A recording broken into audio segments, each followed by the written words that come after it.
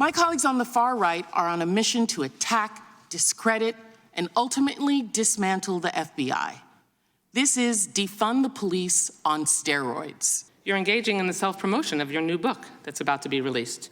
And what great timing to be on TV and in Congress right before your book tour starts. In Texas, we would just say that this is just a lot of hot air blowing here, and it ain't a whistleblower. Aw, hot air like in that Chinese spy balloon. That's fun. Today's hearing comes just 3 days after the Durham report slammed the FBI's Trump-Russia probe. So is it time to shut down the whole bureau? Joining me now to discuss 2024 Republican presidential candidate and celebrated author Vivek Ramaswamy is here. Hi, Vivek. How are you? It's good to see you, Kennedy. How are you? Great to see you. Did you find these three whistleblowers to be credible? I did. I think that they actually spoke honestly. And I think that this is an FBI that has an agenda and an axe to grind. They're treating their internal whistleblowers in the same way that they treat political dissent amongst the American public, as hostile. And I think that when you have an agency that is so corrupt, so politicized, I don't think you can reform that top down anymore. I think there's one answer left for the FBI. You shut it down. And that is what I've committed to do if I'm elected as president, is that we can't just tinker around the edges. This is a bureaucracy that cannot fix itself.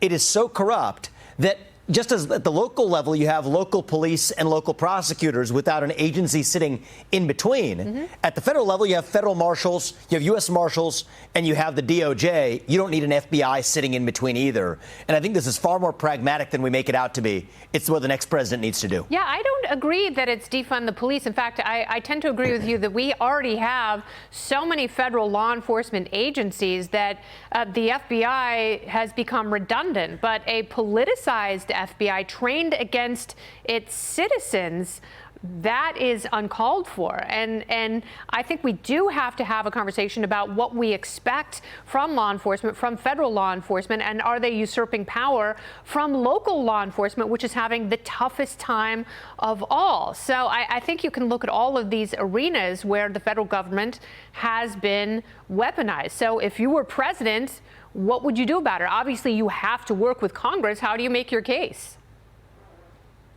Well, I actually disagree with that, Kennedy. I think the presidential reorganization powers, if you run the executive branch of the government, Article 2 vests you with the authority to run the executive branch of the government. The people who we elect to run the government in the executive branch ought to be the ones actually running the executive branch. That's the president, not the bureaucratic state that sits underneath.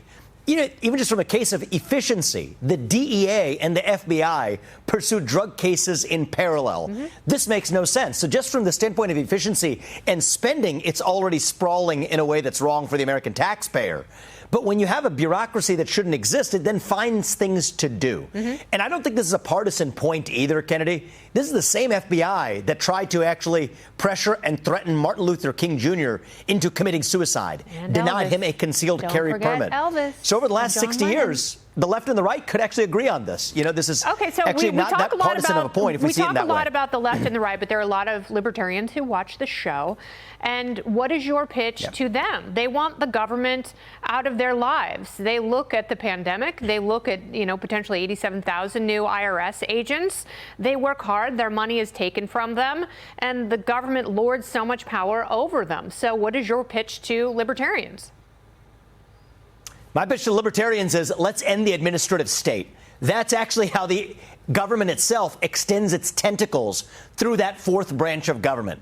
Read the Constitution. There's 3 branches of government, not 4. Yet it is the unaccountable fourth branch of government that wields the most power today. So if you're a libertarian, what do you want? You want the government getting out of your business so that you can mind your own. The vehicle that the government uses to do it is that alphabet soup, and I will shut it down. You can't tame the beast. Yes, exactly. The 3-letter agencies, we have to shut them down. FBI to IRS to Department of Education. That is what it means to restore the power of our constitutional republic rather than this managerial technocracy that runs the show today. I'm fine with that. I despise technocracies. And I have to say, my Uncle John has never donated to a presidential candidate. And he texted me to let me know that he was so impressed by some of the appearances that you have made recently and your comportment that he is, for the first time in his life, considering donating to your cause. So thank you for coming on the show. This is for Uncle John. Thank you. I appreciate that. He's a good fan. I appreciate him. Yeah. Thank you. So now, meanwhile, the Republican presidential primary field, it's growing by the day. Florida Governor Ron DeSantis expected to launch his 2024 campaign next week. Polling has President Trump leading the field by several dozen points. But could an underdog steal the show? Vivek, what do you do to out-Trump Trump and push DeSantis and Nikki Haley and Mike Pence out of the picture? So I'm not a political analyst. I'm running based on speaking truth. And I'll tell you this, Kennedy, I would rather speak truth at every step and lose this election than map out some political snakes and ladders to winning. But what I see on the ground in places like Iowa and New Hampshire is that's exactly what voters want. I think the debate stage is key. I think that we as a party need to focus a lot more on the what and the why. What do we stand for, and why do we stand for it, instead of bickering over the who? We do too much of that in the Republican Party. We need to focus on the actual agenda. I think the debate stage is going to be crucial for that. I'm looking forward to seeing all my fellow candidates in this field on that debate stage. And then I think Iowa and New Hampshire are pretty important. I think we have a very good chance of doing well in New Hampshire. There was a poll that just came out earlier today.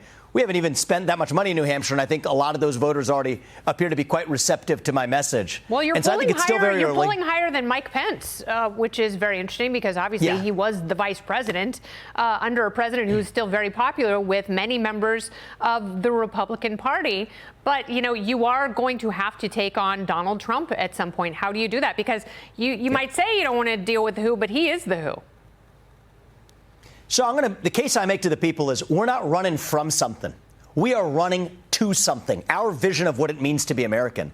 And I'm taking the America First agenda further than Donald Trump ever did. He did talk about draining the swamp, but when it came to the Department of Education, he put a nice enough person on top of it, Betsy DeVos. I've said I would actually shut it down. He talked about building the wall. I said I would use our own military to secure our own southern border instead of securing somebody else's border halfway around the world. I've also said that I would end things like affirmative action, which a president can end by executive order because it started by executive order. And I pushed Trump's people on why they didn't do it. They said that was a political hill they didn't want to die on. And so the lesson, Kennedy, is this. I think we can go further than Trump did if it's not based on vengeance and grievance, but based on first principles and moral authority. I think we go further with the America First agenda itself. The last president who tied it to the why, the principles, was Ronald Reagan. I see an opportunity to do what Reagan did in 1980. I'm intending to do in 2024 with a landslide election that unites this country and revives our national soul. Do you think you'd be a better president than my sexy boyfriend, Ulysses S. Grant? You know, he puts up some big competition for me, so I'm not going to compare myself to Grant. Okay. But I would say that in the modern era, I think Reagan sets the high bar. I'd like to clear the high bar set by Reagan. That'll be aspirational enough for me. I didn't know it was a high jump competition. All right, I like the way you're talking, Vivek. Thank you very much for your time. I appreciate it. Thank you. Good seeing you.